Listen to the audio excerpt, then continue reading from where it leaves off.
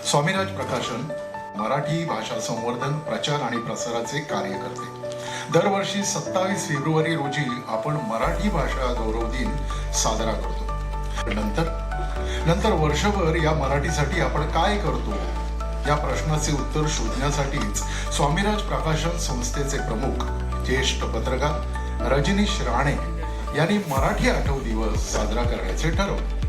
वर्षातील केवळ 27 फेब्रुवारी या एकाच दिवशी मराठीची आठवण न काढता आम्ही दर महिन्याला 27 तारखेला मराठीची आठवण काढतो। मराठी माणसाला मराठीची आठवण करून देतो मराठी आठव दिवसाच्या रूपाने।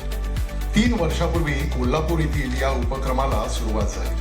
कणकवली, मुंबई, पुणे, नाशिक, ठाणे, बेळगाव, गोवा असा प्रवास करीत मराठी आठव दिवस हा उपक्रम आणि मराठी भाषेची एक चळवळच बनली। मराठी आठव दिवसाच्या माध्यमातून अर्धा महाराष्ट्र, गोवा आणि बेळगावातील तब्बल 1.25 लाख मराठी मनापर्यंत पोहोचलेलो आहोत।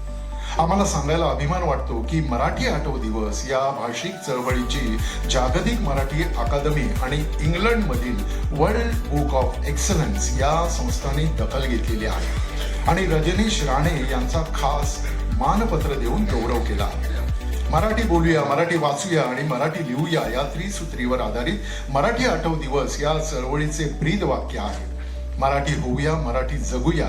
तर या मराठी आठव दिवस चळवळीचा तृतीय वर्धापन दिन आपण 27 आणि 28 मार्च 2026 रोजी रवींद्र नाट्य मंदिर येथे साजरा करणार आहोत। तुम्हाला या सोहळ्याचे मी आजच आमंत्रण देतोय।